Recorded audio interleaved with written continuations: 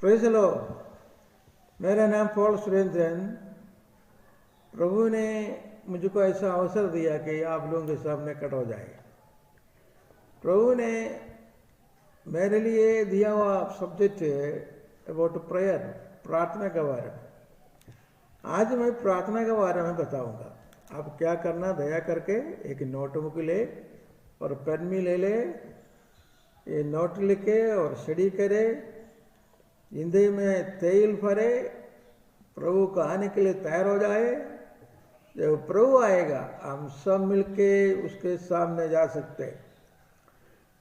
Number 1, Bible में प्रार्थना के विषय में एक मुख्य विषय करके लिखा है। नंबर 2, नया नियम और पुराने नियम में जितने लोगों ने प्रार्थना किया उनका परिणाम पूरा दुनिया में आज हम देख रहे हैं। प्रार्थना के बारे में हमारे यीशु पापा ने क्या बोला? जॉन चैप्टर 15:7, जल्दी बात। यदि तुम मुझ में बने रहो और मेरे वचन में तुम में बने रहो तो जो चाहो मांगो और वह तुम्हारे लिए हो जाएगा।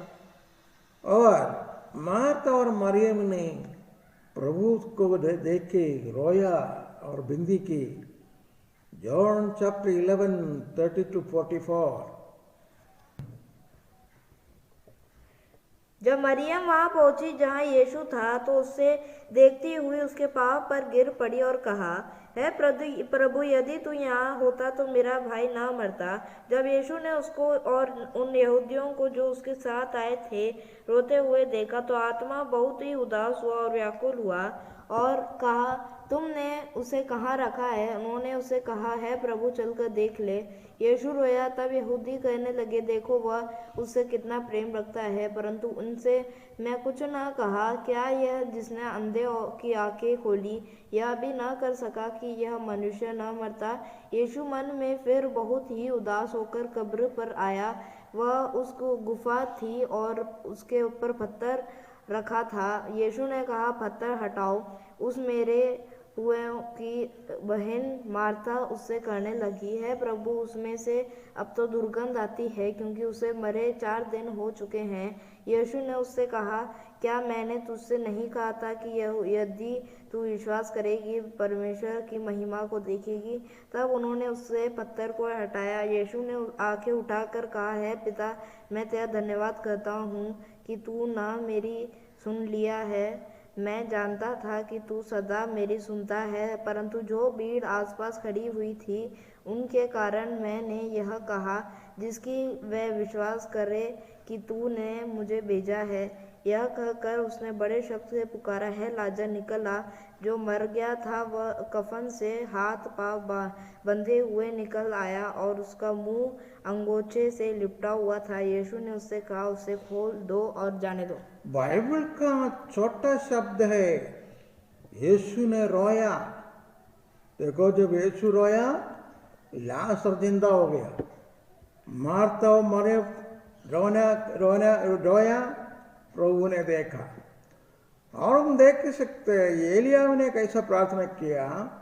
याकूब चैप्टर 5:18, याकूब चैप्टर 5:18। फिर उसने प्रार्थना की और तो आकाश से वर्षा हुई और भूमि फलवंत हुई। सॉरी सर, याकूब चैप्टर 5:17-19 अपने को पढ़ना है। पढ़ो बेटा। एलिया भी तो हमारे समान दुख सुख भोगी मनुष्य था और उसने गिड़गिड़ाकर प्रार्थना की कि मैं न बरसे और 3.5 वर्ष तक भूमि पर मैं नहीं बरसा। फिर उसने प्रार्थना की तो आकाश से वर्षा हुई और भूमि फलवंत हुई। है मेरे भाइयों, यदि तुम में कोई सत्य के मार्ग से भटक जाए और कोई उसको फेर लाए। और हम देख सकते हैं एलिया का जिंदगी में बहुत बड़ा कष्ट आ गया। उन्होंने गिड़गिड़ा के प्रार्थना करने लगा। राजा अहाब रानी इजबेल से कई बार चितौनी आया ताकि इसको मार डाले। उस समय उसने प्रभु से गिड़गिड़ा के रोके प्रार्थना किया, प्रभु ने सुना, प्रभु ने उनको ऊंचा किया और प्रभु का वचन अथॉरिटी से बोलने के लिए प्रभु ने उनको कृपा दिया और दूसरा देश में चल के ले जाके उनको कौओं के द्वारा खाना खिलाया और साराफात विधवा के द्वारा भी खाना खिलाया। जो विधवा का बेटा मर गया, एलियाह ने और परम पिता को मिलके जिंदा भी कर दिया। First king chapter 17 1-21। प्यारे लोगों, हमारे जिंदगी में भी कई चेतावनियों और वातावरण आ सकते हैं। उसी वक्त खड़ा होने के लिए हम खड़ा होना है। खड़ा होने के लिए मैं 2 होमवर्क आपको देना चाहता हूं। पहले होमवर्क है, परमेश्वर पवित्र है, उसके सामने पापी लोग नहीं जा सकता, इसलिए हम अपने पापों को मान लेना है। दूसरा बात है, हम उसका पुत्र होना है। यदि हम प्रभु को स्वीकार करें तो हम उसका पुत्र हो सकते हैं। 1 जॉन चैप्टर 1:9, जॉन चैप्टर 1:12 इस वचन के द्वारा प्रभु में आशीष दी।